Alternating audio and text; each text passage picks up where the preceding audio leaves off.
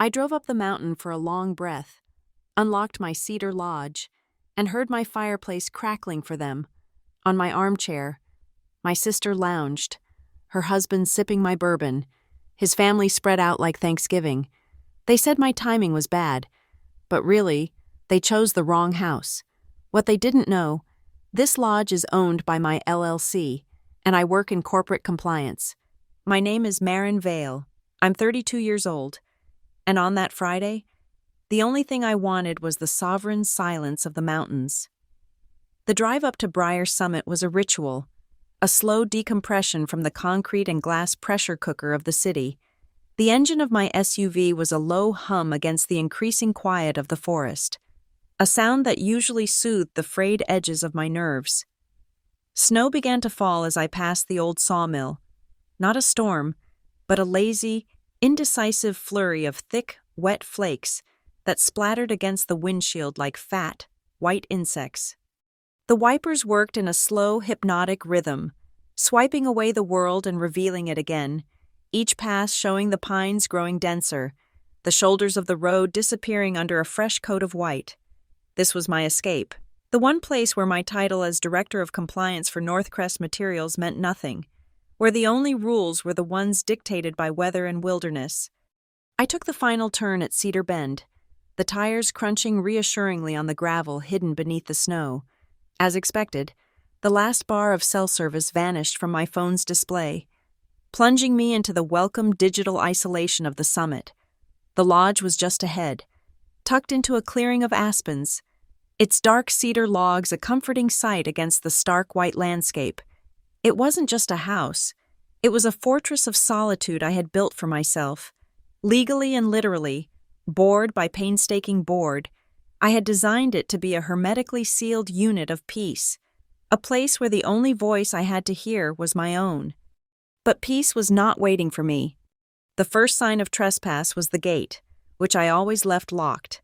It was swung wide open, its iron latch resting carelessly in a snowdrift. A deep, ugly furrow in the snow showed where it had been dragged. I parked the car, my sense of unease solidifying into a cold knot in my stomach. The air, which should have been sharp with the clean scent of pine and impending snow, was thick with the unfamiliar smell of wood smoke. I always left the flue closed. I cut the engine, and the silence that rushed in was immediately broken by the sound of laughter, not the distant echo of hikers, but the full-throated, obnoxious sound of a party, coming from my home. I walked up the stone path, my boots sinking into the fresh powder. The front door, a heavy slab of timber I'd chosen for its sturdiness, was slightly ajar. It was like finding a gaping wound on the face of a loved one. Through the gap, a wave of warmth and scent rolled out to meet me, a calculated insult to my senses. It was the smell of my own cedar logs burning in my fireplace, their familiar, clean fragrance corrupted by the cloying sweetness of cheap mulled wine and, underneath it all, the unmistakable, peaty aroma of the 25-year-old single malt bourbon I kept for special occasions. Apparently, this was one of them. I pushed the door open and stepped inside, setting my leather weekender bag down on the slate floor of the entryway. The thud was barely audible over the chatter. The scene before me was a surreal tableau of domestic invasion, lined up neatly against the wall, where my worn hiking boots should have been sitting alone, was a flock of unfamiliar footwear, expensive-looking snow boots, leather loafers, a pair of glittering heels completely unsuited for the mountain. It looked like a shoe rack in a stranger's home. My sister, Sloane, was the first to see me. She was curled on my favorite armchair, the one perfectly molded to the shape of my body after years of solitary reading. She held a glass of my bourbon, swirling the amber liquid as she looked up, her expression a mixture of mild surprise and annoyance, as if I were a delivery driver who'd arrived at an inconvenient time. "Oh, Marin, you're back," she said, her voice lacking any genuine warmth. She didn't get up. She took a slow sip from her glass. "We were just settling in. You can stay, of course, but it's a little tight."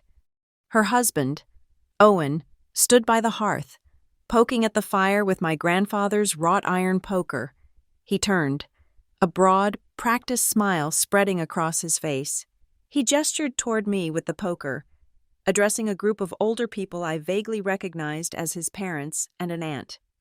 "Everyone, this is the owner of this fine establishment," he announced, his tone dripping with condescending bonhomie. "My sister-in-law, Maren, she's come to visit us." Visit us, the words hung in the air, audacious and absurd. I didn't respond. My mind was already cataloging the violations, the sheer, breathtaking entitlement. My gaze swept the room. 6 adults, not including Sloane and Owen. A large, shaggy dog I'd never seen before was asleep on my hand-woven Navajo rug, a rug that had cost me a fortune and a month-long trip to Arizona. And against the far wall, where a simple bookshelf had once stood, was a massive flat-screen television, its screen glowing with a football game. It was a vulgar, blinking centerpiece in my temple of quiet. I ignored their expectant faces, the awkward silence that had fallen as they waited for me to play the part of the gracious, if unexpected, host. I walked past them, my movements deliberate. My destination was the master bedroom, my sanctuary within the sanctuary. The door was open. A woman's heavy wool coat, a garish shade of pink, was draped over the valet stand where I laid out my clothes. The air smelled of a cheap, floral perfume that made my nose itch. On the nightstand, a half-empty water glass had left a wet ring on the polished wood. But the worst was the bed. My bed. The pillows were indented, the duvet thrown back haphazardly. On my dresser, someone had placed a framed photo of Owen's family. They had not just occupied my space, they were actively trying to erase me from it. I retreated, my face a mask of calm I did not feel. Back in the living room, I noticed my favorite woolen scarf, a soft gray cashmere I'd bought in Scotland, was being used as a makeshift runner on the coffee table, already stained with a dark ring of red wine. It was a small thing, but it felt deeply personal, a calculated desecration. Owen's mother smiled at me sweetly, oblivious. "Your sister said you wouldn't mind," she chirped. "It adds a lovely splash of color, don't you think?" I didn't answer her. My focus had shifted. I needed data. I needed to understand the full scope of the situation, not just the emotional impact. Maintaining my steady, unhurried pace, I walked to the utility closet tucked away behind the kitchen. I could feel their eyes on my back, their whispers starting up again. Inside, the hum of the house's electronic nervous system was a familiar comfort. I opened the electrical panel. All breakers were in place. No trips, no surges. Good. I knelt and checked the modem and router I'd had professionally installed. The tiny lights blinked a steady, reassuring green. Online. Connected. Then, I looked for the small, discreet box that was the heart of my security system. I had installed 3 cameras inside the lodge, not for spying, but for security, to monitor for burst pipes or animal break-ins when I was away. The power light was on. The tiny indicator showing its connection to the cloud was blinking rhythmically. They hadn't found it. They hadn't disconnected it. Everything, from the moment they first stepped through that door, had been recorded. A small, cold smile touched my lips for the first time. I closed the closet door and walked back into the living room. The football game had ended, and now they were watching some loud reality TV show. The atmosphere was thick with their comfort, their absolute certainty that they belonged here. They had rewritten reality to suit them, and in their version of the story, I was the guest. I stood in the center of the room until Owen finally muted the television, an annoyed look on his face. "Is there something you need, Maren?" he asked, as if I were a hotel employee. I let the silence stretch for a beat, meeting each of their gazes one by one. I saw confusion, irritation, and in Sloane's eyes, a flicker of defiance.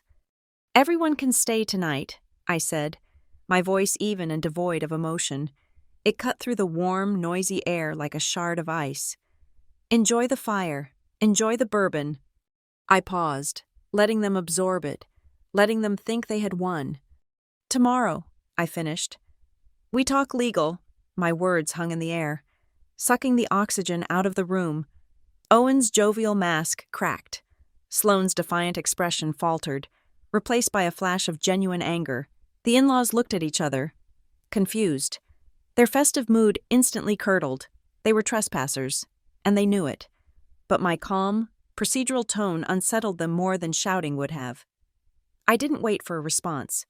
I turned, picked up my weekender bag, and walked to the small study at the end of the hall, the one room they seemed to have overlooked. I closed the door. The click of the latch, a small, satisfying sound of reclaimed territory. The study was cold, the air still and sharp with the scent of old books and pine. I left the lights off, the blue-white glow of the snow-covered forest outside providing just enough illumination. I sat in the hard-backed wooden chair by the desk, not the comfortable one in the living room they had usurped. I unzipped my bag, bypassing my clothes and toiletries, and pulled out my work laptop. I didn't need my phone's hotspot. They were already using my high-speed internet. Ironic. I opened the machine, the soft chime of the startup screen sounding unnaturally loud in the quiet.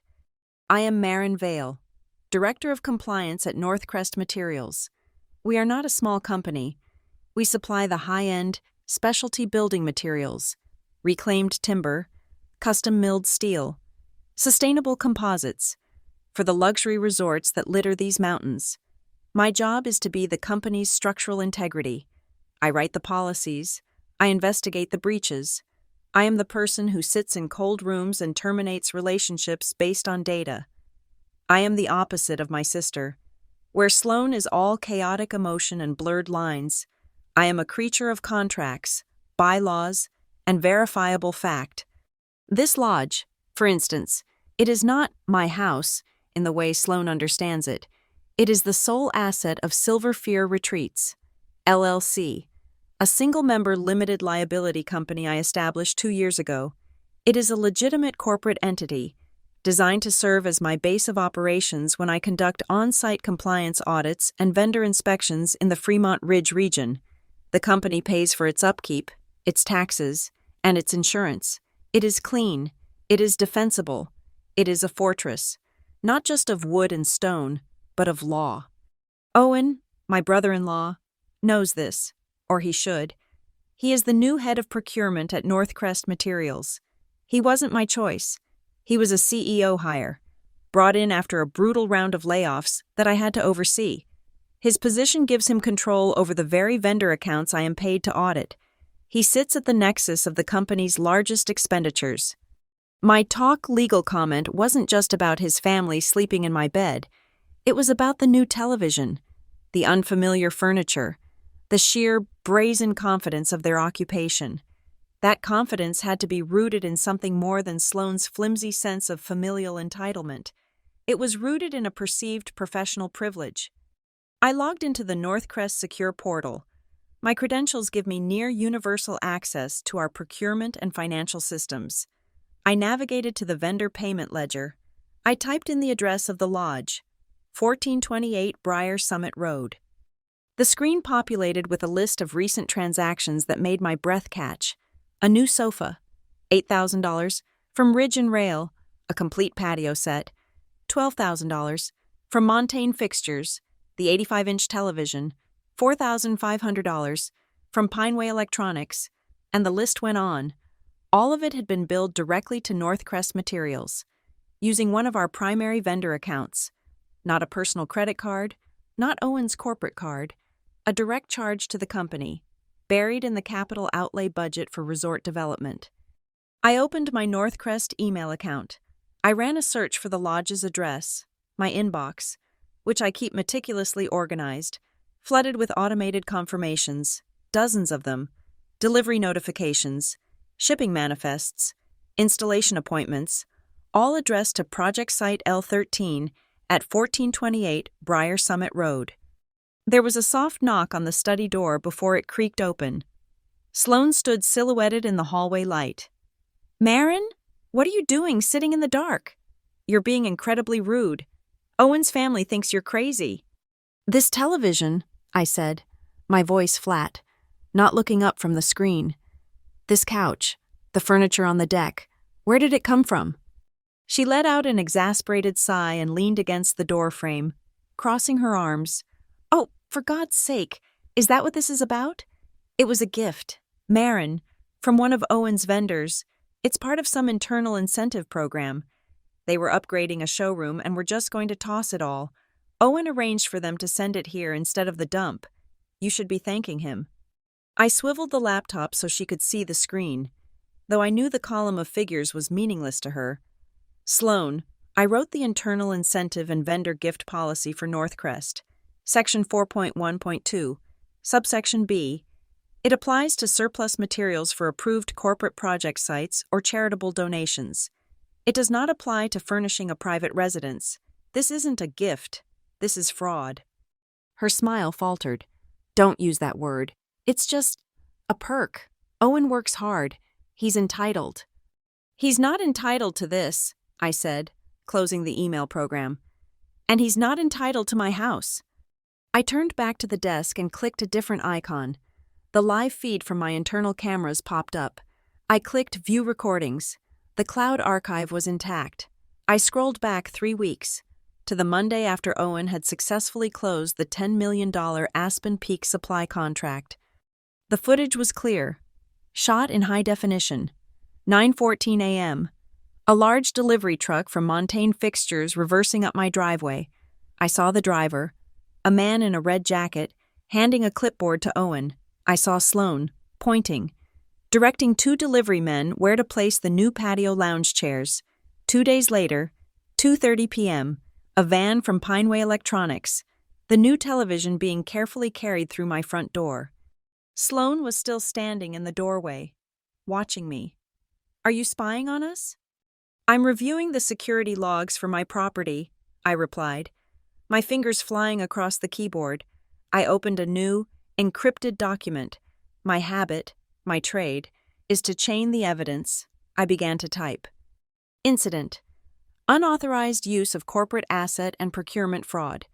Subject: Owen. Owen's last name. Head of procurement. Location: Silverfire Retreats, LLC, 1428 Briar Summit, Ard. Item 1, 2025, 10/02, 09/14-15. Montaigne Fixtures Delivery Truck. License plate 2XF881. Video confirmation of subject Owen and Sloan Vale receiving goods. Item 2, PO 9914B. Billed to Project L13. Value $12,150. Item 3, 2025 10/04, 14/31/05. Pineway Electronics van. License plate 8T3G42. Video confirmation. Item 4, PO 9915G. Billed to Project L13. Value $4,500. Sloan must have seen the name of the company, the cold list of items. The reality of what I was doing finally dawned on her. This wasn't a family squabble I was documenting. This was an audit. "Marin, stop," she said, her voice dropping, losing its edge of entitlement and gaining a new one of fear. "He'll be fired. Don't do this." "He did this," I said, not looking up. "He did this 3 weeks ago when he signed that purchase order. He did it again when he directed the delivery truck up my private road. And you did it when you sat in my chair and drank my bourbon and told me I'd arrived at a bad time." I closed the video feed. I had what I needed. The personal betrayal was a wound, sharp and deep, but the professional malfeasance, that was a weapon, and I was an expert in how to use it. Sloan stared at me for a long moment, the fear in her eyes hardening back into a familiar, resentful glare. "You always do this, Marin. You always turn everything into a cold, ugly transaction." She turned and walked away, not closing the study door, leaving me exposed to the hallway light. I heard her voice, low and urgent, in the living room. The background noise of the television and conversation stopped abruptly. I was left in the cold study, the glow of the laptop screen painting my face. My first instinct was to sever, to cut them out, to stand in the doorway and order them into the snow. But I am a creature of compliance. I knew, with the same certainty that I knew my own name. that in the state of Fremont Ridge, a self-help eviction is illegal. You cannot change the locks. You cannot shut off the power. You cannot remove a person's belongings or threaten them into leaving, not even if they are brazenly, obviously in the wrong. The law, in its infuriating wisdom, protects the occupant over the owner in the immediate term to prevent breaches of the peace. Throwing 6 people and a dog into a blizzard, regardless of their right to be there, was a crime, and I do not commit crimes. But I do follow procedure. I turned back to the laptop. I had work to do. My corporate lawyer was a shark, but this was a real estate matter. This required a different specialist. I accessed my personal secure drive and found the folder labeled Silver Fir Retreats, LLC. Inside was a subfolder. Legal templates. Ben, my real estate attorney, was a man who believed in preparation. When I'd set up the LLC, he'd insisted on providing me with a full suite of documents for contingencies. I opened the file named FR Notice to Quit, Unauthorized Occupant, DAO-TX. It was a beautiful document, cold, precise, and bristling with statutory references. I filled in the blanks. To Owen, his last name, Sloan Vale, and all other occupants, regarding unauthorized occupation of 1428 Briar Summit Road, Ashford County, Fremont Ridge. The body of the text was formal, giving them 72 hours to vacate the premises before I would file an action for unlawful detainer with the county court. I did not mention the fraud. I did not mention the bourbon. I simply stated that Silver Fir Retreats, LLC, the sole owner of the property, had not authorized their presence and was terminating their tenancy at will immediately. I composed a new email. I sent it to Sloan's personal address, Owen's personal address, and for good measure, his official Northcrest Materials work email. The subject line was neutral. Formal notice to vacate property, 1428 Briar Summit Road. I attached the signed notice to quit as a PDF. I also attached the LLC's Articles of Organization and a copy of the property's deed of trust, clearly showing the LLC as the owner. I hit send. The digital trail had begun. Next, the physical proof. I connected my laptop to the all-in-one printer in the study. The whir of the machine warming up seemed to echo through the now silent lodge. It printed 2 copies. I took them. My footsteps on the wooden floor the only sound. I walked out of the study. The entire group was in the living room, standing or sitting in a tense cluster. They watched me, their faces a mix of anger and confusion. I ignored them. I walked directly into the kitchen, opened the door to the walk-in pantry, and with a small piece of clear tape from the desk drawer, I affixed the first copy of the notice to quit to the inside of the door. It was polite. It was discreet. It was not a public shaming, but it was posted. Then, without a word, I went to the entryway, put on my coat and boots, and walked out the front door, closing it firmly behind me. The night air was like a slap. The snow had stopped, and the stars were out, hard and bright in the black sky. The cold was cleansing. I walked down the stone path, my boots crunching in the fresh powder. At the end of the short drive, by the main road, was the rustic metal mailbox. I opened the frozen lid with a clang, placed the second folded copy inside, and shut it. I pulled out my phone. I turned on the flash. I opened the pantry door and took a clear, bright photo of the posted notice. My camera settings were already configured to embed a timestamp and a GPS watermark. Oct 19, 2025, 10:17 p.m., 1428 Briar Summit Road. I walked back outside and did the same, taking a photo of the notice inside the open mailbox. Oct 19, 2025, 10:19 p.m., 1428 Briar Summit Road. I saved both images to a new, encrypted folder on my cloud drive. Every step, documented. Every action, defensible. I stood in the snow for another minute, the silence of the mountain a stark contrast to the toxic atmosphere in the lodge. I sent a text message to my lawyer.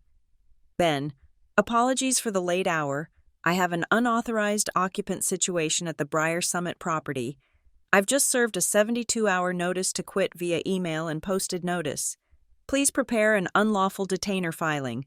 But hold on filing it. I paused, my thumb hovering over the screen. There's a corporate element I'm investigating separately. I need to dig deeper before we escalate the civil matter. Will advise. I went back inside. The front door closed with a heavy, final thud. No one spoke. They just watched me as I walked past them and back into the study, and this time, I locked the door. I could hear their muffled voices through the wall, an angry, confused argument. Owen's sharp baritone, Sloane's high, defensive replies, his mother's worried murmuring. I tuned it all out. The study had a narrow daybed, little more than a cushioned bench I used for reading. It would have to be my bed for the night. I took off my wet boots but left everything else on.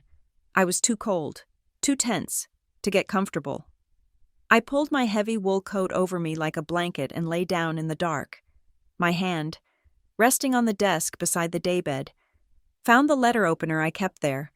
It was a heavy, dagger-shaped piece of brass, a paper knife I'd had for years. It was a bad habit, holding on to something sharp when I felt cornered. But its cold, solid weight was a small comfort in the occupied house. I did not sleep. I waited for morning. The first light was gray and thin. I was stiff, my neck aching from the hard cushion. I heard the sounds of the house waking up, the plumbing, the floorboards creaking, and then the sound of the coffee grinder. My coffee, my grinder. I waited until I heard multiple voices. I unlocked the study door and walked out. Owen was at the kitchen island, his back to me, talking to his father. Sloane was sitting at the table, staring into a mug, her face pale and puffy. Before anyone could speak, a loud, cheerful banging came from the front door. Everyone froze. Then Owen, with a look of forced bravado, went to open it. "They're here," he yelled, a little too loudly. 4 people in their 20s, dressed in bright ski gear, stumbled in, bringing a blast of cold air and wet snow. "Owen! Man! This place is epic!" one of them shouted, carrying a snowboard. "You weren't kidding." Owen clapped him on the back. "What'd I tell you? Slopes are perfect today." They'd invited friends. It was a calculated move, a power play. They were reinforcing their narrative. This was their ski trip, their house party. And I was the strange, silent woman in the corner, as if on cue, loud. Thumping electronic music started playing from the new television's soundbar. It was an invasion of sound, an attempt to make my presence, my legal notice, seem absurd. They were trying to make me the outsider. It wouldn't work. I ignored the newcomers. I ignored Owen's performance. I walked to the counter, poured myself a cup of coffee from the pot he had brewed, and carried my mug and my laptop to the kitchen table. I sat down directly across from Sloane, in the middle of their party.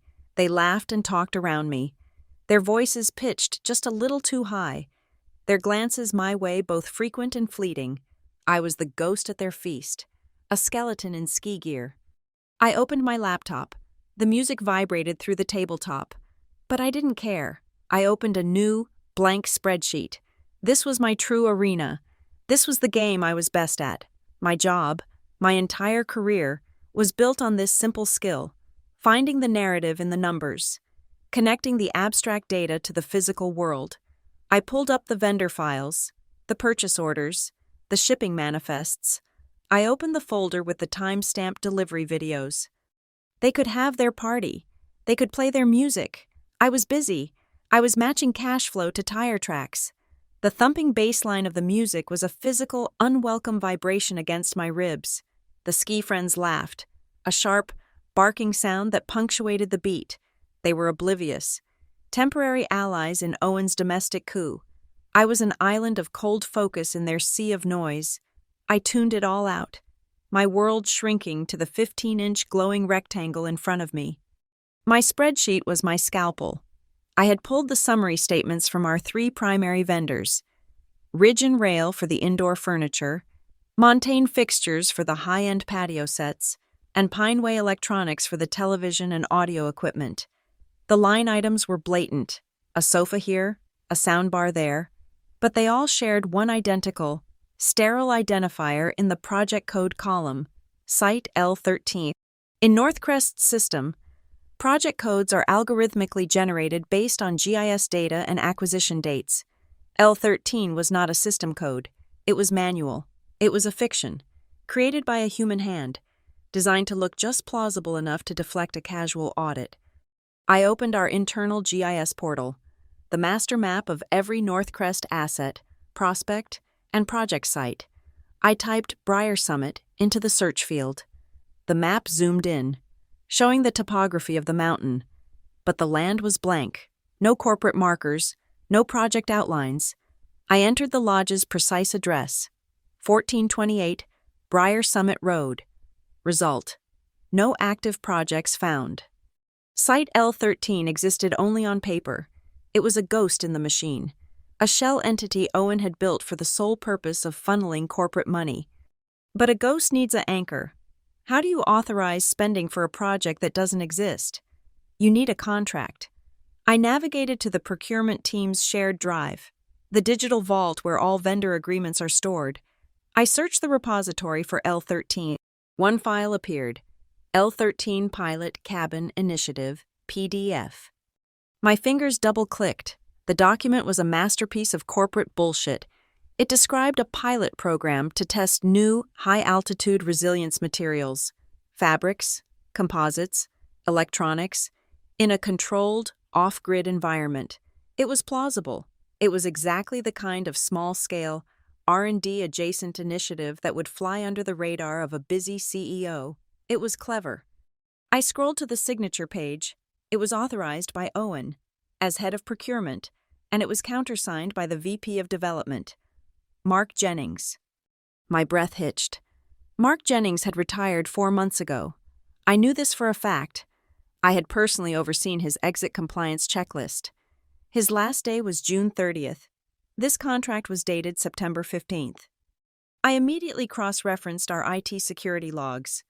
Mark's digital signature token, the cryptographic key required for all binding contracts, was deactivated at 1700 on June 30th. The signature on this PDF was a simple, flat image, scanned from an old, legitimate document and pasted into a new one. It was a forgery, a brazen, arrogant, and frankly stupid forgery. This was the root, but a contract only authorizes a project. It doesn't approve the spending. That required purchase orders. I pulled up the POs for the $12,000 patio set and the $4,500 television. Procurement agent, Owen. Last name. Requesting manager, Owen. Last name. This was common enough. He was a department head, but a spend of this size, even broken up into smaller POs, required a final compliance review, a check and balance. That was my job. I scrolled to the bottom of the purchase order. Final compliance approval, Marin Vale. I stared at my own name. I had never seen this PO. I had never heard of Site L13. I had never, ever approved this. I clicked the digital signature. At Northcrest, our signatures are tied to a physical USB token. It's a two-factor authentication that generates a unique cryptographic hash. It is, for all intents and purposes, unforgeable. But the signature certificate that popped up wasn't a hash. It wasn't generated by my token. It was just my name, typed in a standard system font, in the approval box. He hadn't even tried to fake the digital certificate. He just typed Marin Vale. This was wrong. The system shouldn't allow this. It was a critical failure. The system requires a token to populate that field. How had he bypassed it? Unless... My hands moved faster. I wasn't just in the procurement portal anymore. I was in the system's back end, the raw access logs that record every single click, every key press, every login attempt. I filtered by user, mvale. I filtered by date range, September 1st to present. I saw my logins, my office IP, my home IP, my phone's IP, all normal. And then I saw it. Date, September 16th, 2025. Time, 2:11:45 a.m. User, mvale. Action, login. Password, success. Source, IP 7244-13198. My blood turned to ice. I ran the IP address. It was the service address for Sloan and Owen's apartment in the city. He hadn't forged my signature. He was me. But the token, he wouldn't have my physical token. I keep it on my keychain. How did he bypass the token prompt? I dug deeper into the 2:11 a.m. log. 2:11:45. Login success. Password. 2:11:48. User mvale accessed admin privileges panel. 2:11:50. User mvale granted. Token requirement bypass to self. 2:12:04. User mvale approved PO. 9914B. 2:12:19.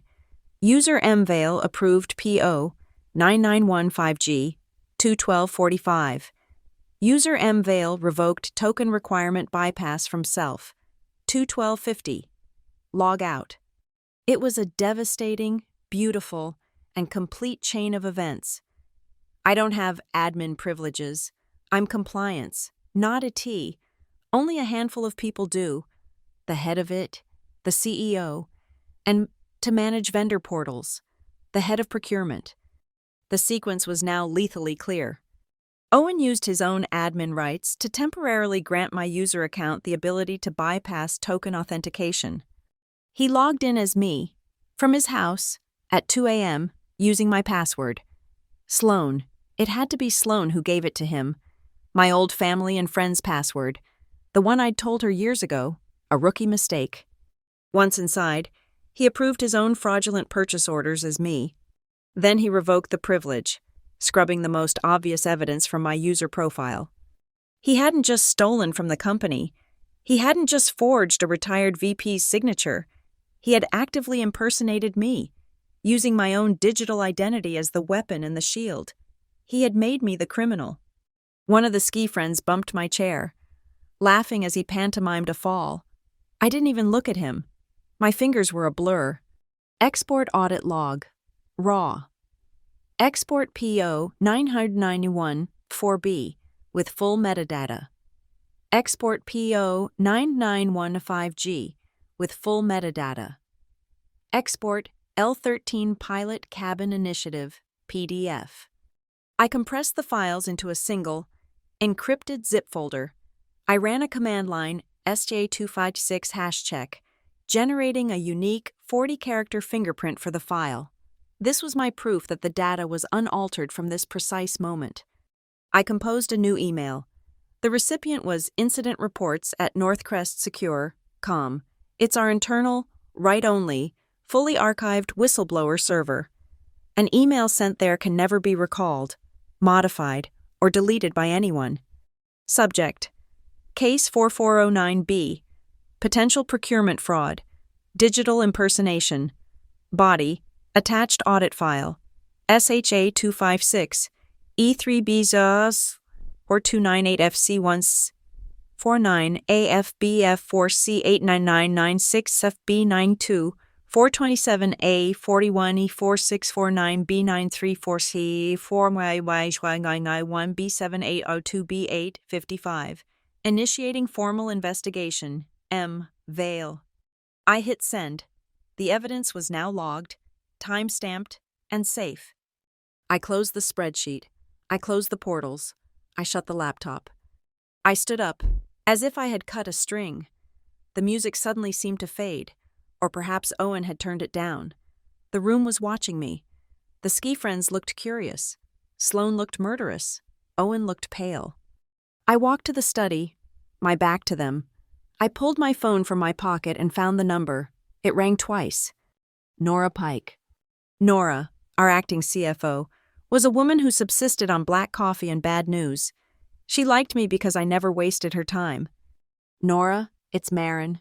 I'm at the Briar Summit site. Site? She barked, her voice tinny over the connection. We don't have a site at Briar Summit. I just reviewed the Q4 asset list. Exactly, I said. We have a significant problem. It involves procurement, a forged contract from a retired VP, and it looks like about $84,000 in fraudulent vendor charges so far, and he used my credentials to approve the POs. There was a dead, sharp silence. Nora doesn't waste time on shock. Who? Owen, Sloane's husband. A heavy sigh came through the phone, a sound of pure, unadulterated exhaustion. God damn it. The CEO's pet. I knew that guy's numbers looked too good. Where did you say you are? I'm at the site, Nora. He's currently sitting on the $84,000 worth of evidence. We have a trip we need to take. Straight to the boardroom. I'll call legal, she said, her voice now crisp, all business. I'll call the CEO. Get back to the city. Now. On my way, I hung up. I turned back to the room. I walked into the study and grabbed the empty, clear plastic binder I kept there for field reports. I went to the printer and printed out the complete, itemized inventory of every single fraudulent purchase: the sofa, the electronics, the bidet, the heated towel rack, the $1,300 espresso machine. I slid the pages into the plastic sleeves. I took a pad of small rectangular red sticky notes.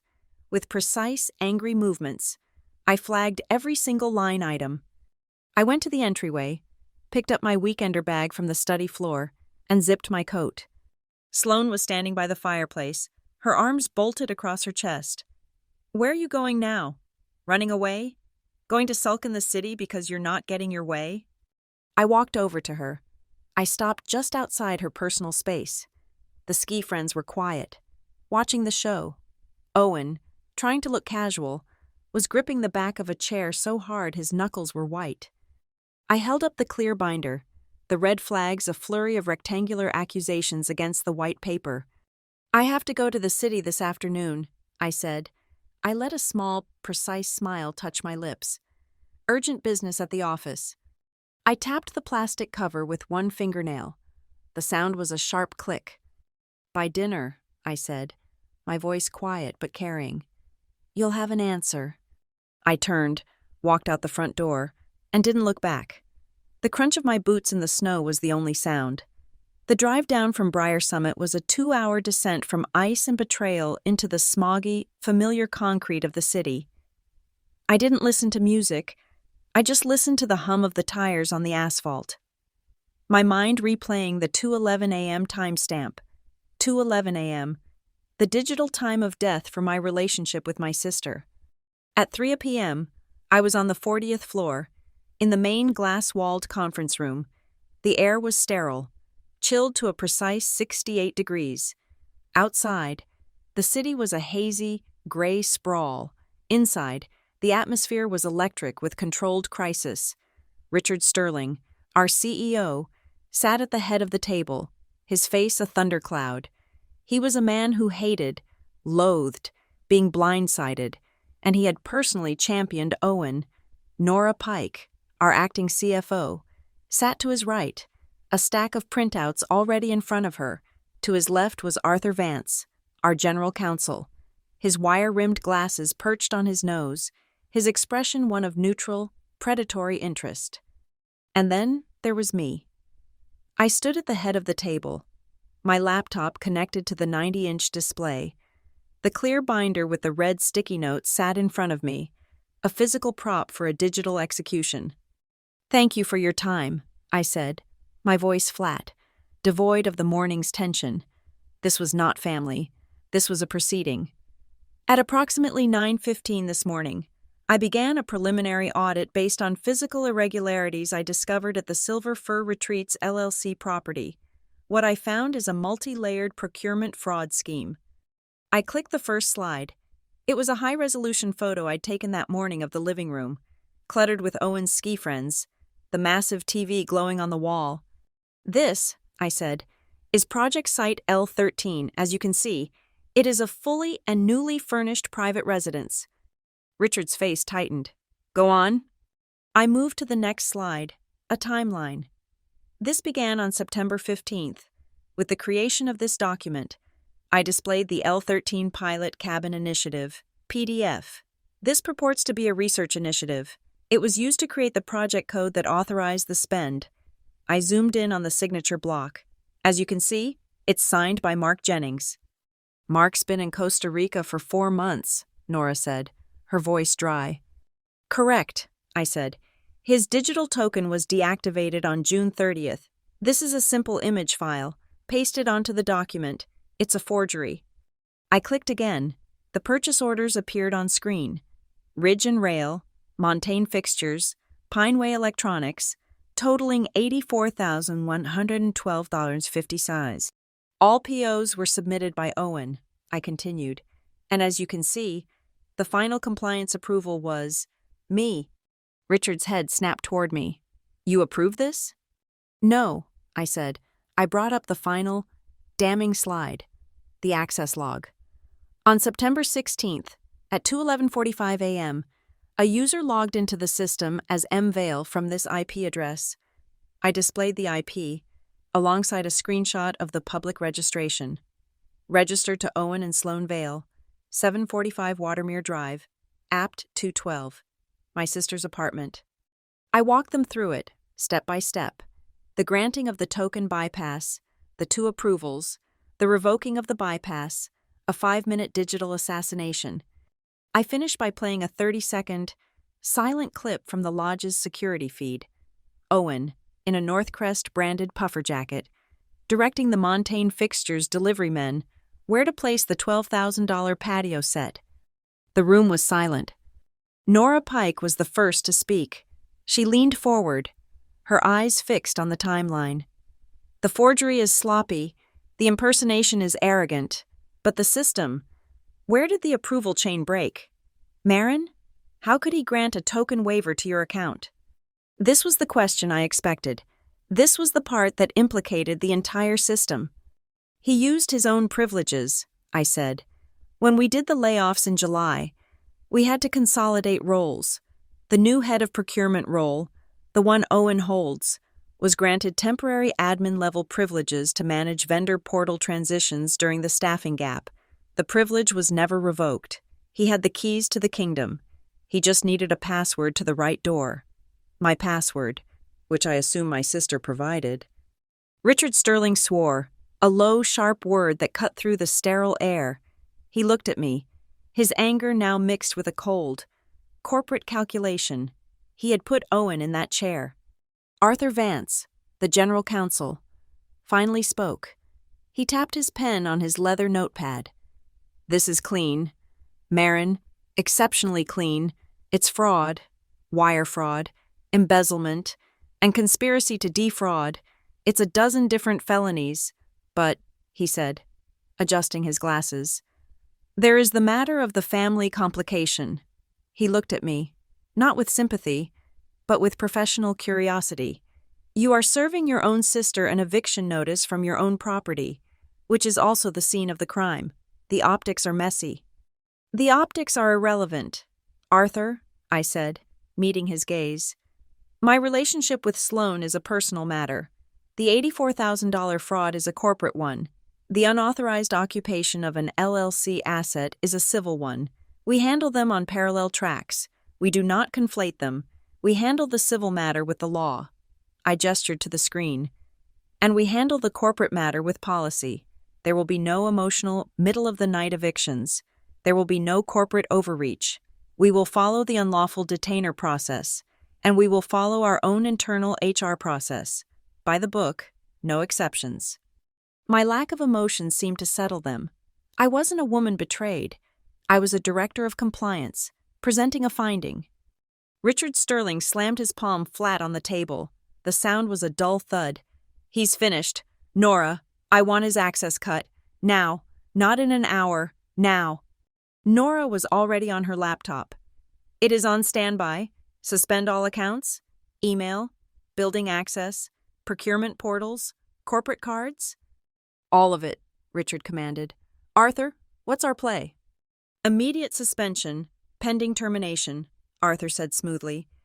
We give him an opportunity to respond, which he won't be able to, then we terminate for cause.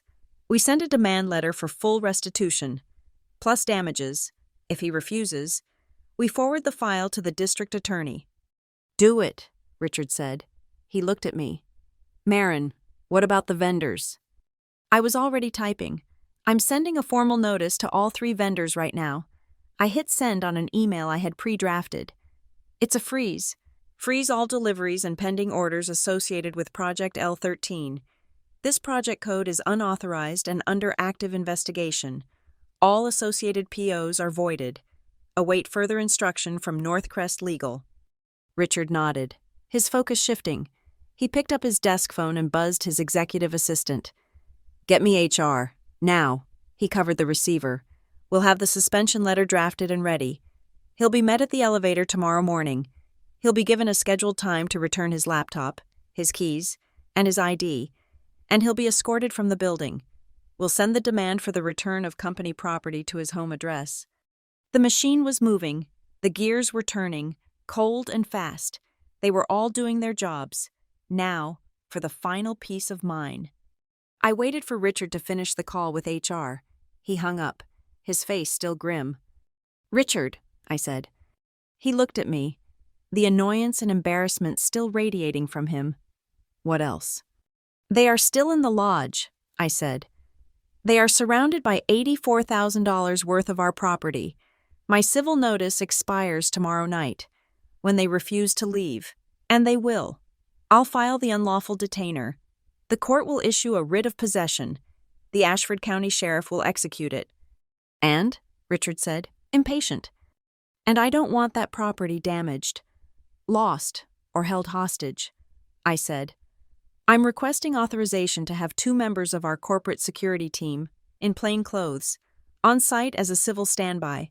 Their only job will be to support the sheriff's deputies, to observe, document, and oversee the inventory and recovery of Northcrest's assets. They will not engage with the occupants. They will simply be there to protect our property." Arthur Vance nodded slowly. "A corporate observer at a civil execution. It's clean. It protects our assets from being accidentally broken during the removal. It's smart." Richard looked at me, a new, cold respect in his eyes. He saw, perhaps for the first time, not just a compliance officer, but a strategist. "Granted," he said. "Get your writ, and get our property back." I nodded once. I closed my laptop. I gathered my binder. "Thank you for your time." I walked out of the glass room, leaving them to manage the fallout. My job was done here. The corporate part was over. Now, I just had to wait for the law, and the snow. I didn't go back to the lodge that night. I didn't go back the next day. I returned to my apartment in the city, a place of white walls, hard angles, and absolute quiet. The lodge was a crime scene, both emotionally and legally. My apartment was a war room. The clock started. The 72-hour notice was a living thing, its seconds ticking away in my head. Day 1, Saturday. The first communication came not from Owen or Sloan, but from the void of social media. My phone buzzed on the glass table beside my couch, a notification. Sloan had posted a new photo. It was a picture of her and Owen, submerged to their necks in the new, fraudulently acquired hot tub on the lodge's back deck. They were clinking champagne flutes, steam rising around them, the snow-covered pines a perfect backdrop. The caption was a poison dart aimed directly at me. "Finally relaxing at the family cabin. Some people just don't know how to share. Blessed mountain life family first." Family cabin. The audacity was breathtaking. I looked closer. She had tagged the location. The geotag was a precise latitude and longitude that corresponded exactly to my backyard. I didn't comment. I didn't react. I simply screenshotted the image. I saved the photo. I ran a metadata check on the post, downloading the geotag information and the exact post time. Saturday, 2:14 p.m. I saved it to my evidence folder. Under a new subfolder titled Occupant Activity, it was proof of their continued defiant occupation, a public declaration that they had no intention of leaving. It was a gift. At 5 p.m., my work email pinged. It was from Nora Pike. The subject was a single word: done. The body was brief. Sterling brought Owen in for a 4:30 p.m. emergency budget meeting. His building access was deactivated while he was in the conference room. HR met him as he exited. He has been suspended without pay, pending termination for cause. He is not to contact any employee or vendor. He has been ordered to appear at the main office Monday at 9 a.m. with all company property. Security will escort him. I imagined him getting that news, the shock, the sudden, nauseating drop of the floor beneath his feet. I pictured him driving back up the mountain, back to the family cabin, the champagne turning sour in his stomach. The party was over. He just didn't know how to leave. Day 2, Sunday. The 72-hour notice expired at 10:19 p.m. All day. I watched the clock. The mountain was silent. My phone didn't ring. They didn't text. They didn't email. They didn't pack. I knew this because I checked the security feed. I watched them moving around the living room, their movements sluggish, their ski friends noticeably absent. They were arguing. I couldn't hear the words, but I didn't need to. At 3:30 p.m., I saw something new. A white van with Ashford lock and key on the side pulled up the driveway. I watched, my heart rate steady, as a man in a heavy work coat got out and spoke to Owen at the front door. He was there for 10 minutes. He shook his head a few times. Then, he went back to his van, got his toolkit, and returned to the door. He was changing the locks. It was the single stupidest, most self-destructive move he could have made. It was an active, illegal ouster of the property's owner.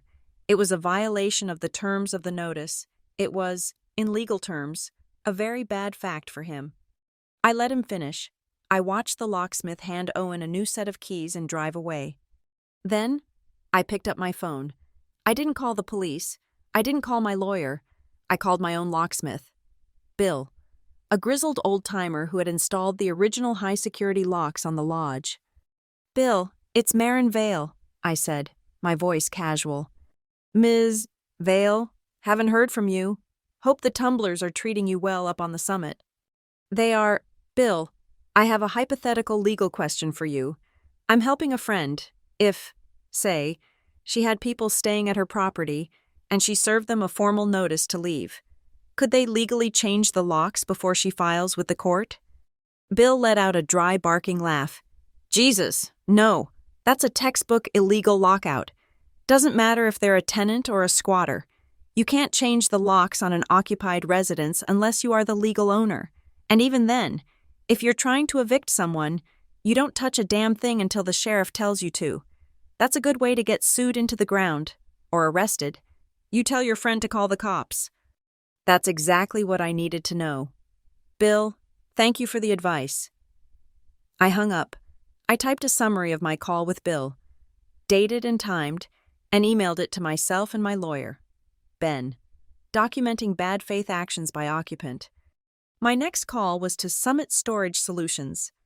"I need your largest mobile unit, the 20-footer, I said. "I need it delivered tomorrow, Monday morning. Park it at the base of the driveway at 1428 Briar Summit Road, on the county easement, on the shoulder. Do not block the drive. I'm prepaying for the delivery, the first month's rent, and the eventual pickup and long-term storage.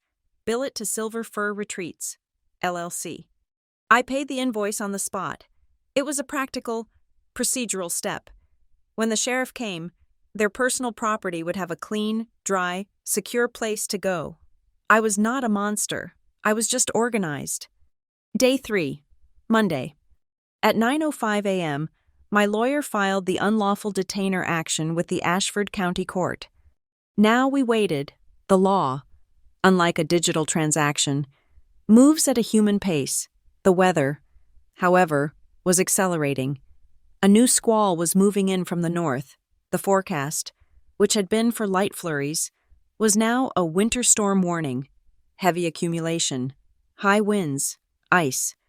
The mountain itself was turning on them. The lodge, their stolen fortress, was about to become a prison. The driveway at 1428 Briar Summit is a long, steep, winding slope. It's beautiful in the summer and a menace in the winter. With 6 new inches of wet snow on top of a frozen base, it would be a luge run, a blade of ice. At 3:17 p.m., Ben called. His voice was crisp. "We have it. Judge Miller signed the writ of possession. It's valid immediately. The clerk is transmitting it to the sheriff's civil division as we speak. They'll likely schedule it for tomorrow or the day after. depending on the weather and their caseload. "Thank you, Ben," I said. "I'll take it from here." I hung up and immediately dialed the Ashford County Sheriff's non-emergency line. Dispatch. "Hello. I'm calling to coordinate a civil writ execution. My name is Marin Vale, and I'm the managing member for Silver Fir Retreats, LLC. The court should have just transmitted a writ of possession for 1428 Briar Summit Road." "One moment, ma'am." There was clicking. "Yes, ma'am. I see the writ. We have Sergeant Davis scheduled to execute it tomorrow morning, 8 a.m. 8 a.m. Thank you.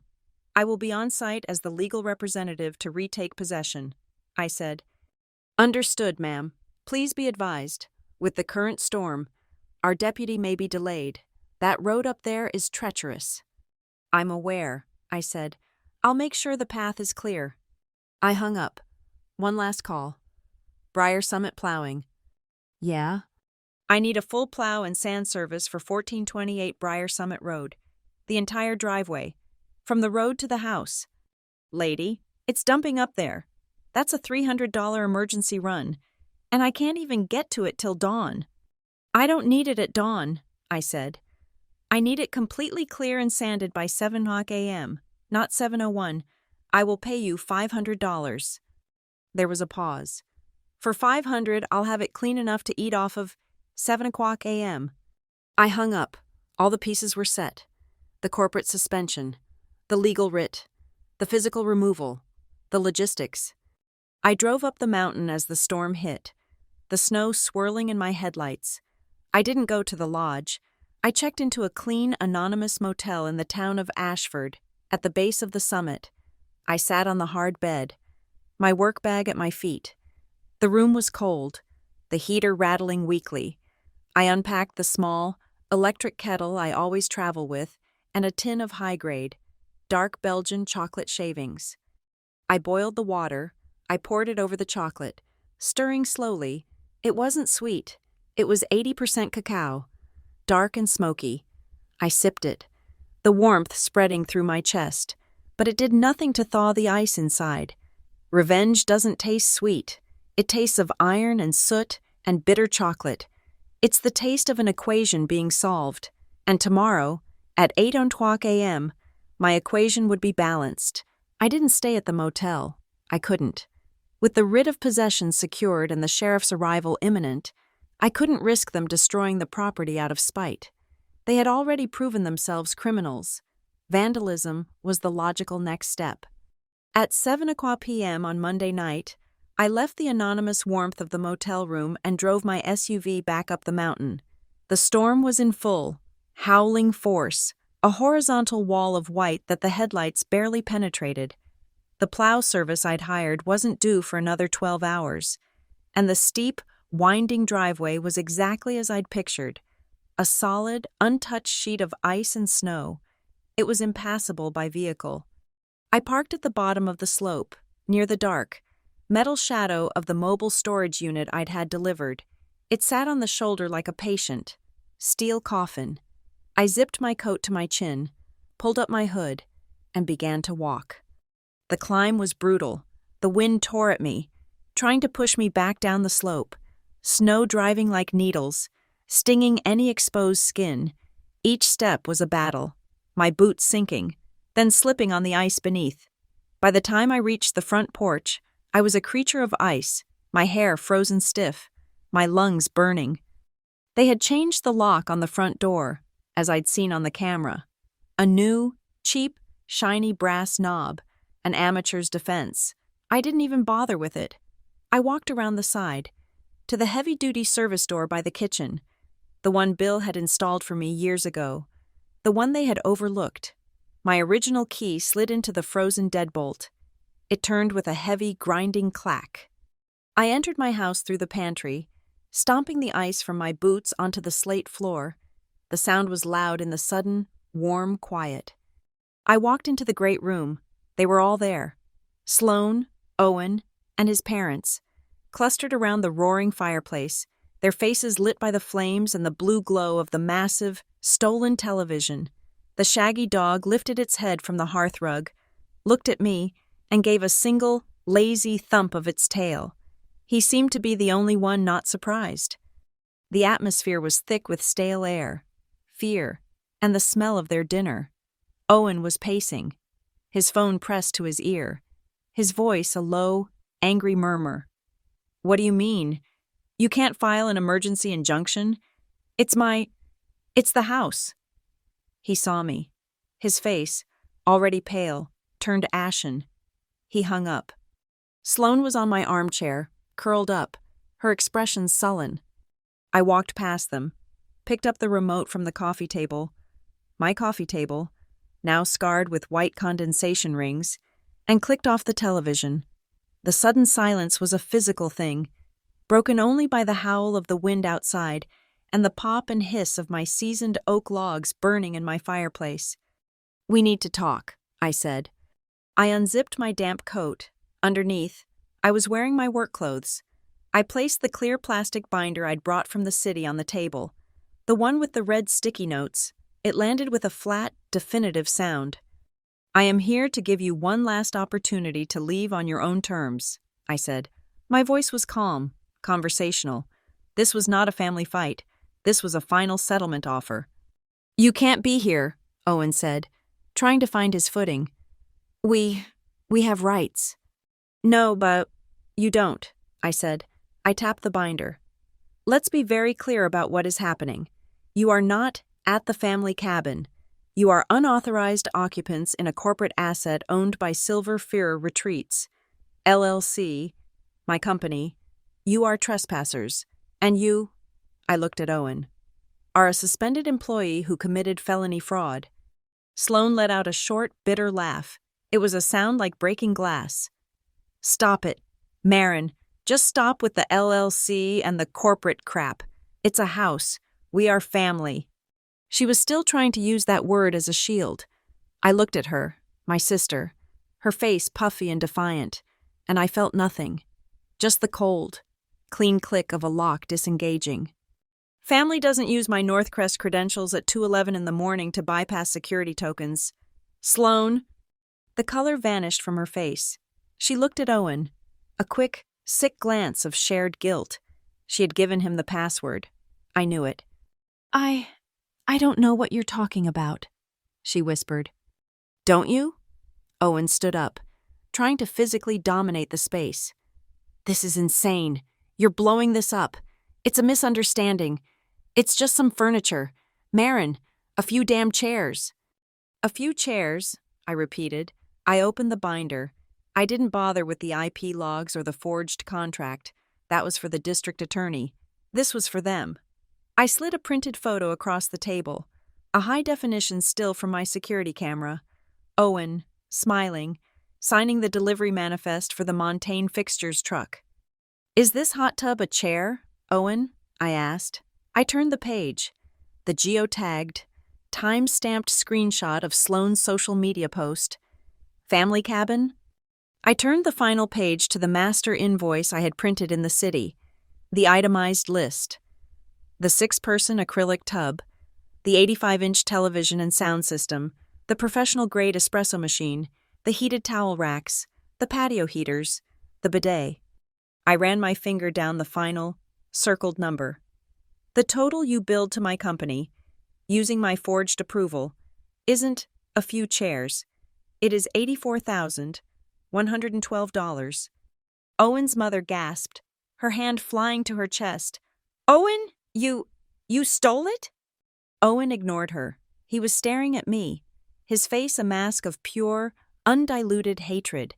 He hadn't just been caught. He had been clinically dissected. "So this is the last stop," I said, closing the binder. "I am offering you a final choice. This is not a negotiation. It is a courtesy." I pointed to the black, roaring window. "Option 1. You pack your personal belongings, your clothes, your toiletries, the dog. You load them into your cars. You navigate that driveway, which is currently a foot of snow over a solid sheet of ice, and you leave. Tonight, if you are gone by 7:00 a.m., I will inform the sheriff his services are not required." "You're insane!" Sloane shrieked, finally finding her voice. "There's a blizzard. You want us to drive in this? We could be killed. That is option 1, I said, unmoved. Option 2, you stay the night. You enjoy the fire.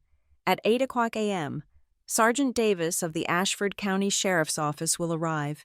He will be accompanied by 2 members of Northcrest's corporate security team, who are authorized to protect the company's assets.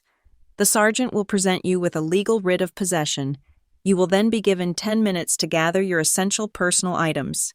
The rest of your belongings, your clothes, your pictures, your shoes, will be inventoried and removed by a professional team and placed in the mobile storage unit I've already paid for, which is waiting at the bottom of the hill. You will then be escorted off the property. The choice is yours. Leave with your dignity, or be removed with an audience. Owen's mother stood up, her face trembling with rage. You can't. This is cruel. You're threatening us. You're throwing family out into a storm. I am not, I said, my voice cutting through her hysteria. I am reading you your rights. I am telling you exactly what the law, which is now fully in motion, will do. The storm is an unfortunate coincidence. The choice is simple. Walk out or be put out. I am legally required to do nothing. I am here, in this storm, offering you a final chance to avoid the humiliation of a forced eviction. I watched them. I saw the calculation in their eyes. They looked at each other, from Owen to Sloane to his parents. They couldn't believe it. They couldn't fathom that I would follow through. They thought it was a bluff. They thought family was still a trump card they held. Owen sat back down on the stolen sofa. He crossed his arms, a pathetic attempt at defiance. "We'll wait for the sheriff," he said, his voice trying for a bravado it couldn't find. "Our lawyer will be here in the morning. You'll be hearing from him." "He won't be allowed up the driveway," I said simply. "It will be private property, and the road will be closed for the asset removal." I nodded once. "As you wish." They expected me to leave, to go back to my motel, but I wasn't leaving them alone with $84,000 of my company's property. I walked past them to the large, cast-iron fireplace. The fire was roaring, a beautiful, wasteful blaze. I reached up to the wall beside it, opened the small metal grate, and cranked the heavy iron handle for the chimney flue. With a groaning shush of metal on soot, the flue slid shut. Almost immediately, the room began to fill with smoke, a gray, acrid cloud that billowed from the mouth of the hearth. "What are you doing? Are you crazy?" Owen's father yelled, coughing and waving his hand in front of his face. "You're right. It's dangerous," I said. I walked to the hearth, took the heavy steel fire extinguisher from its bracket, pulled the pin, and aimed the nozzle at the base of the logs. I squeezed the handle. A massive cloud of white chemical foam exploded into the room, dousing the fire in an instant. The hiss was loud, final. Ash and foam coated the expensive hearth, the new rug, and the front of the television. The fire was dead. The room, which had been warm and bright, began to chill almost instantly. The only light was the single lamp I'd left on. The only sound was the wind. "The central heating is also off," I said, walking to the thermostat and tapping the blank digital screen. "The LLC's utility account is on a vacation setting. The fireplace was the only heat. It will be very cold by morning. I suggest you use the extra blankets." I walked over to the long, uncomfortable sofa in the reading nook, my old original sofa, the one they had deemed unworthy and pushed into a corner. I took off my damp coat and boots and sat down, pulling a wool afghan over my legs. They stared at me, 4 ghosts in a cooling tomb. What are you doing?" Sloane asked, her voice a whisper. "I'm sleeping here," I said, "to ensure the assets are not damaged before the sheriff arrives." The shaggy dog, which had been watching the entire exchange with intelligent eyes, got up from the extinguished, chemical-covered hearth. It walked over to me, sniffed my hand, circled twice, and lay down on the floor at my feet with a heavy, final sigh. It had chosen its side. I leaned my head back against the cushion, the long night stretching before us. "Good night, Sloane." The night was a long, cold siege. I didn't sleep, but I don't think they did either. I listened to the house settle into a deep, unnatural chill. I heard them rummaging for blankets, their whispers sharp and angry in the dark. I heard Owen make a dozen frantic phone calls, his voice a low, desperate murmur from the master bedroom. By dawn, the temperature inside the lodge was barely above freezing, their breath plumed in the gray light. At 6:55 a.m., a low, grinding rumble echoed from the bottom of the mountain. It was the sound of machinery, of inevitability, the plow. I stood and went to the large picture window. Through the swirling snow, I saw the big yellow truck, its blade down, methodically scraping the ice and snow from my driveway, clearing a perfect path. I had paid for their exit. They watched it too, their faces pressed against the cold glass. They looked haggard, defeated. The bravado of the previous night had frozen and shattered. At precisely 7:45 a.m., two vehicles appeared at the bottom of the now pristine driveway. The first was a black, unmarked SUV. The second was a patrol car from the Ashford County Sheriff's Office. Its light bar was off, but I could see the blue and red lights reflected in the wet snow. The SUV parked on the shoulder. Two men in plain, dark winter gear got out. They were my corporate security team. They didn't approach the house. They stood by their vehicle, observers waiting for the proceedings to begin. The sheriff's car crunched slowly up the sanded driveway and parked behind my own vehicle. A man in his 50s, barrel-chested and wearing a heavy brown uniform coat, got out. His face was weathered, his expression neutral. He was not here for drama. He was here to execute a court order. I had already put on my coat and boots. I opened the front door before he could knock, stepping out onto the porch and closing it behind me, leaving them in the cold gloom. "Ma'am," he said, his eyes taking in the scene. "Sergeant Davis, Ashford County." "Marin Vale," I said. I held out the document Ben had emailed me. The court issued writ of possession with its raised, embossed seal. He took it, his gloved fingers tracing the seal. He looked from the paper to me. "You the owner?" It was a simple question, but the answer was critical. "I am the legal representative of the property's owner, Silver Fir Retreats, LLC," I said. My voice was as flat and hard as the frozen ground. I was not a woman evicting her family. I was a corporate agent repossessing an asset. He nodded, a flicker of understanding in his eyes. He had seen this before. He handed the writ back to me. "All right, let's get it done." He walked past me and knocked on the door I had just closed. 3 loud, solid raps that echoed in the cold morning air. After a long moment, the door creaked open. Owen stood there, his face a mess of sleeplessness and fury. Sergeant Davis did not raise his voice. He didn't need to. His presence was enough. "Sir, I am Sergeant Davis with the Ashford County Sheriff's Office. I am here to execute a lawful writ of possession for this property, 1428 Briar Summit Road. You and all other occupants are hereby ordered to vacate the premises immediately." He held up his own copy of the writ. "This is a court order. You are permitted 10 minutes to gather your essential personal items, medications, wallets, keys, phones, that is all. You are to leave immediately after. Do you understand?" From behind Owen, Sloane started to cry, a thin, broken wail. "You can't do this," Owen blustered, his voice cracking. "I'm calling my lawyer. This is an illegal eviction." Sergeant Davis's expression did not change. "Sir, the time for lawyers was at the court hearing.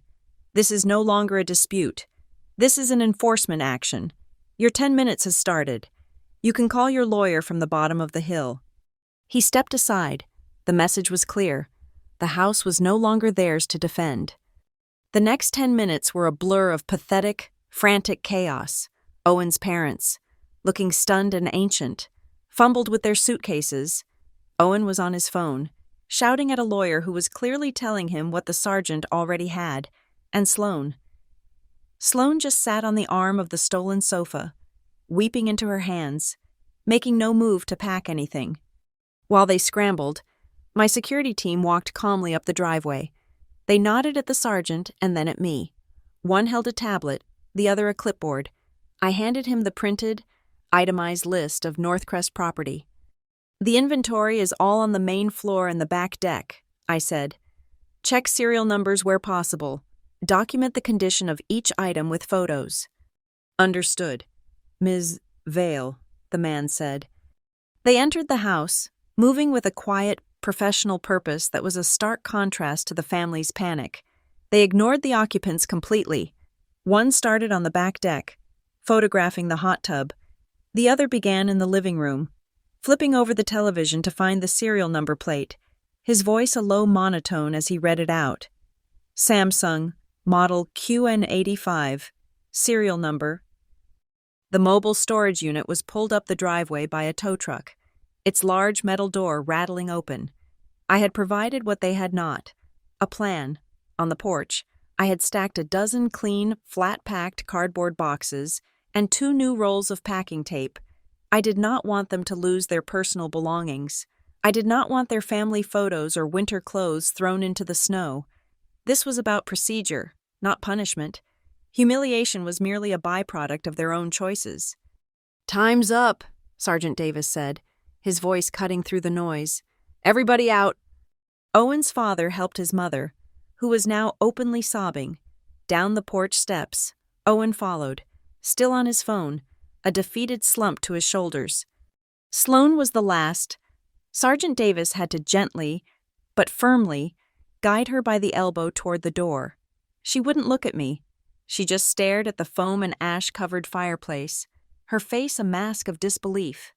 At 8:30 a.m., they were all standing by their cars in the driveway. A second locksmith van, Bill's van, pulled up.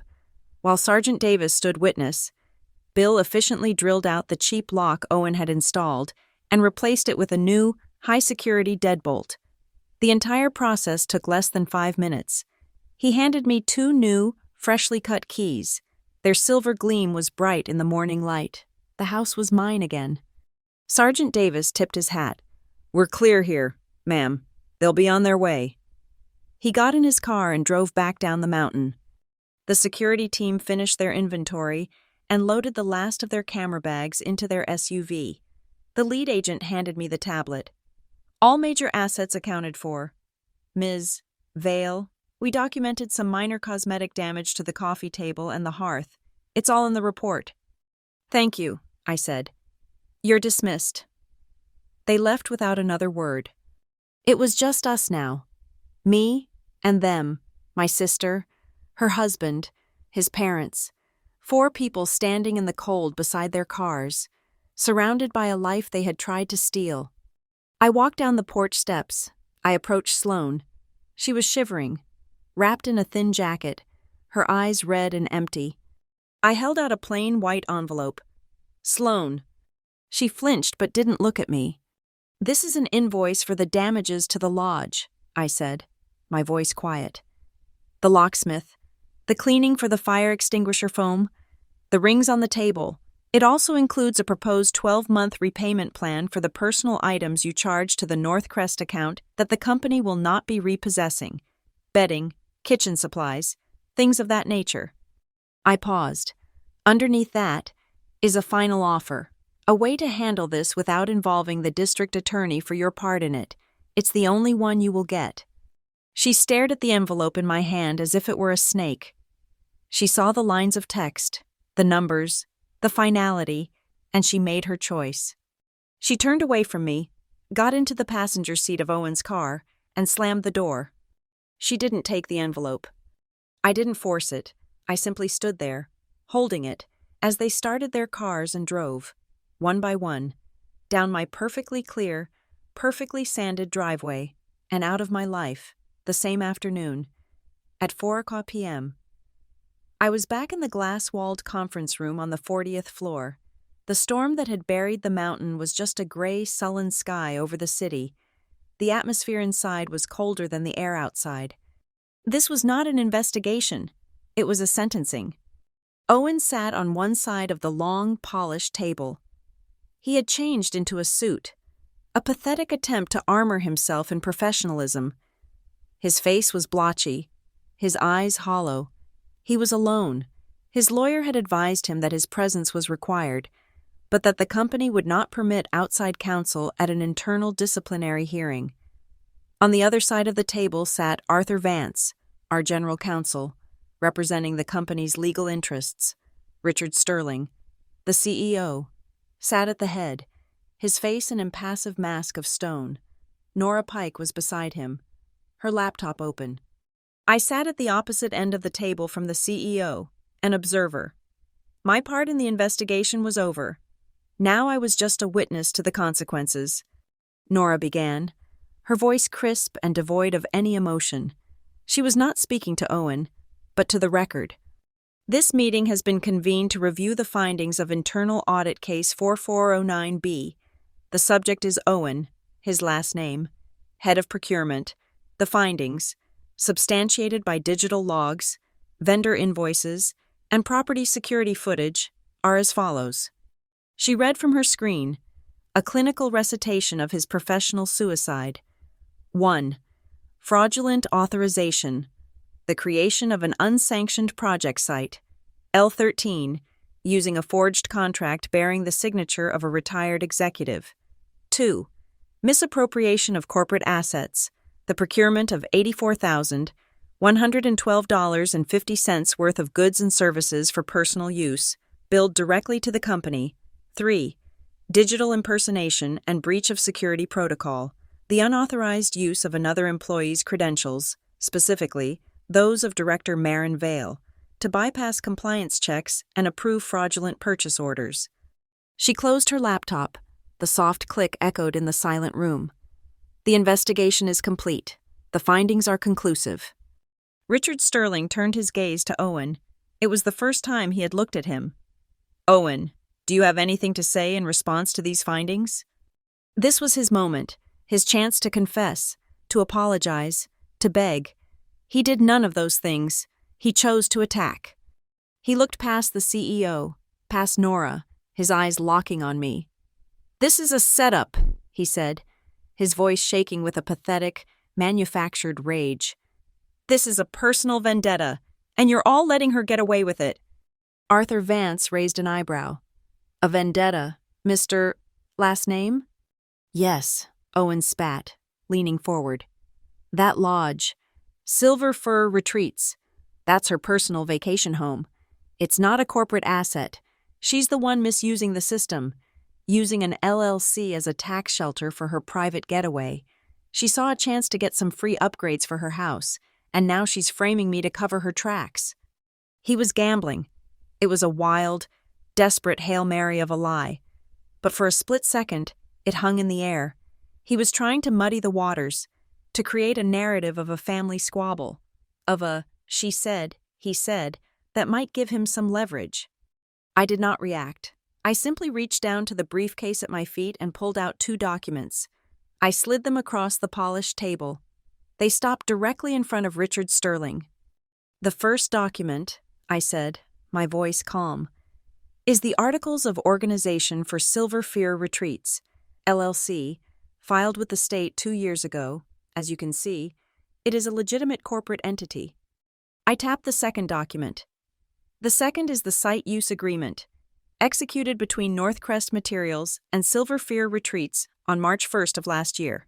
It was signed by me, as the managing member of the LLC, and by you, Richard, on behalf of Northcrest." Richard picked it up. He remembered. "This agreement," I continued, "formally designates the property at 1428 Briar Summit Road as an official sanctioned Northcrest field location for the purposes of high-altitude materials testing, vendor relations, and on-site compliance audits for our mountain resort projects. Its use is legitimate. Its status as a corporate asset is contractual and legally binding. My presence there is my job." Owen's face crumpled. His lie, his only weapon, had been neutralized with a single sheet of paper he never knew existed. But the execution wasn't over. "In fact," Richard Sterling said, his voice a low growl. He picked up a remote, and the large screen on the wall flickered to life. It was a slide from the quarterly performance review deck. "Owen's initiative has proven to be quite illuminating. The slide was titled Q4 Procurement Efficiency Gains. It was a simple bar chart. Nora and I were curious, Richard continued, about the full potential scope of Project L13, so we ran a projection based on the initial outlay of $84,000 and the planned Phase 2 and Phase 3 rollouts described in your forged pilot program documents. Your little scheme was on track to divert approximately $1.2 million in fraudulent spending over the next fiscal year. He clicked the remote. A new bar appeared on the chart, a bright, triumphant green. By identifying and terminating this fraudulent project, Marin has not only recovered $84,000 in assets, she has also prevented a projected $1.2 million in future losses. It is, ironically, the single most effective cost-saving measure in the procurement department this quarter. It was a corporate kill shot.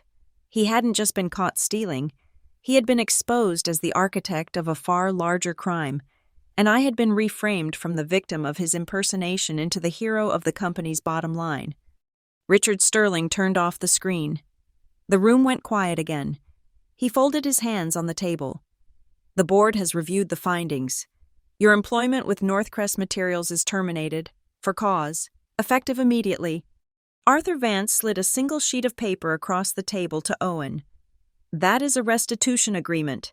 You have 30 days to repay the full amount of $84,112.50 to the company. If you fail to do so by the deadline, this entire file, the audit, the digital logs, the security footage, and a sworn affidavit from Miss Vale will be turned over to the Ashford County District Attorney's Office for criminal prosecution. Owen stared at the paper, his face slack, his breathing shallow. He was broken. I stood up.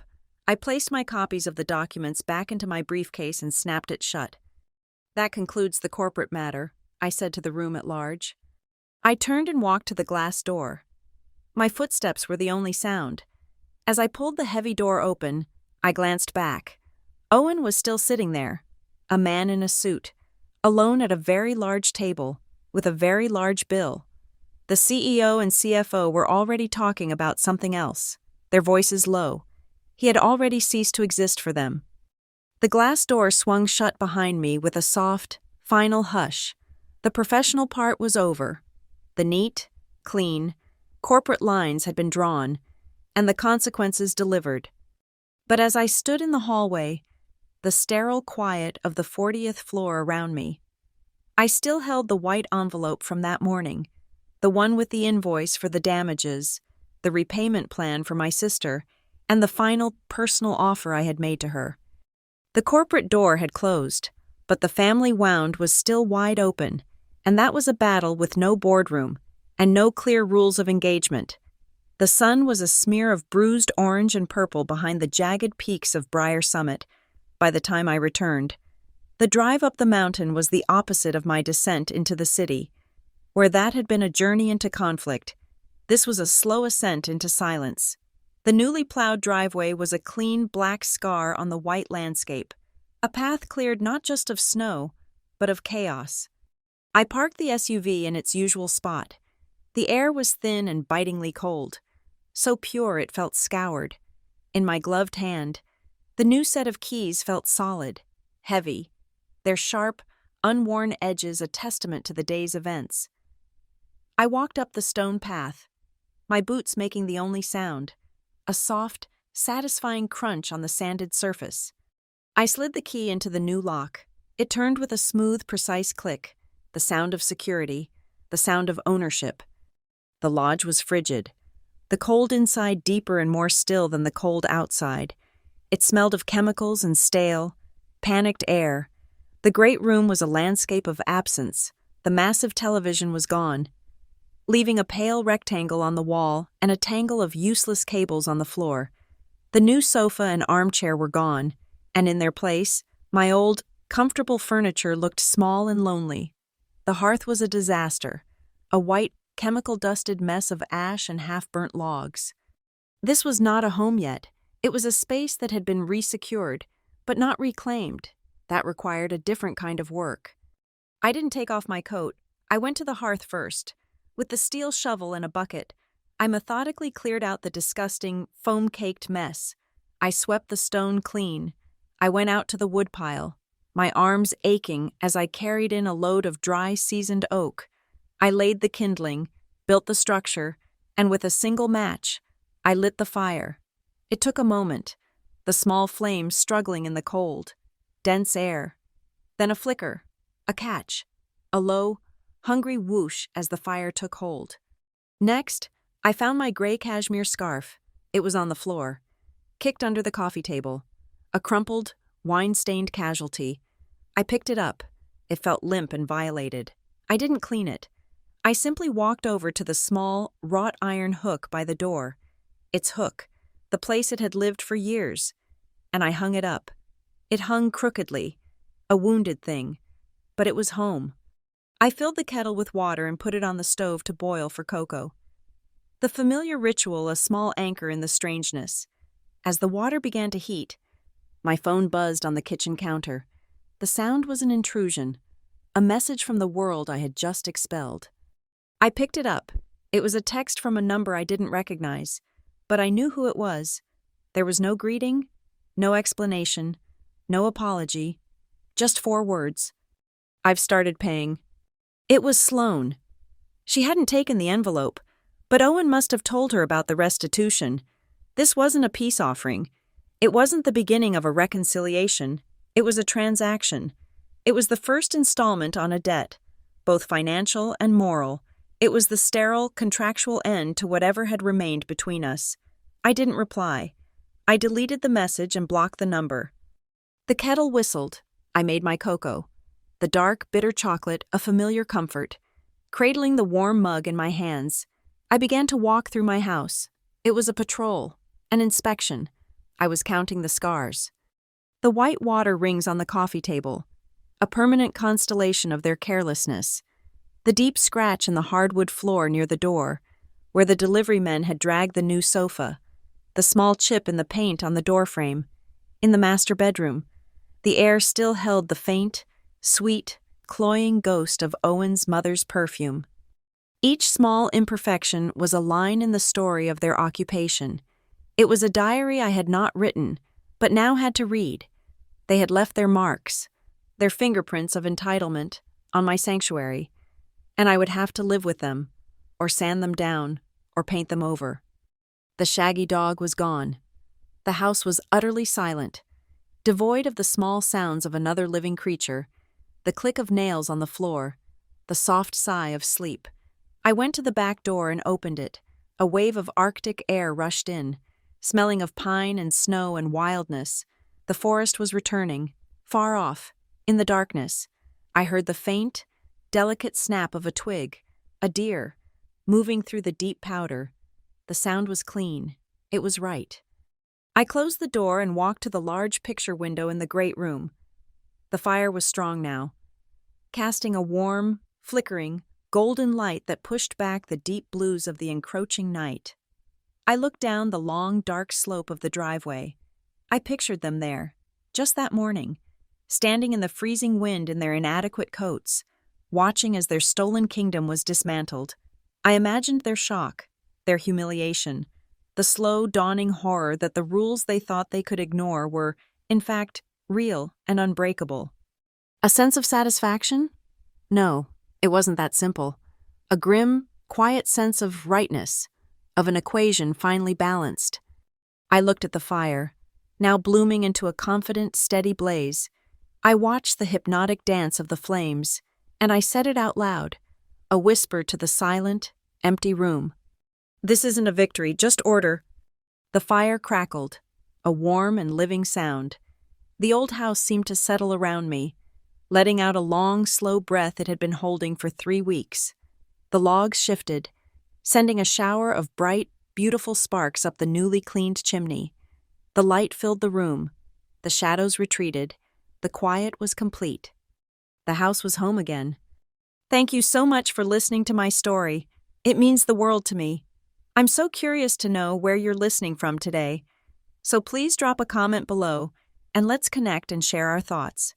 If you enjoyed this, please consider subscribing to the channel and giving this video a like. And if you'd like to help even more, hit that hype button so this story can be heard by more people.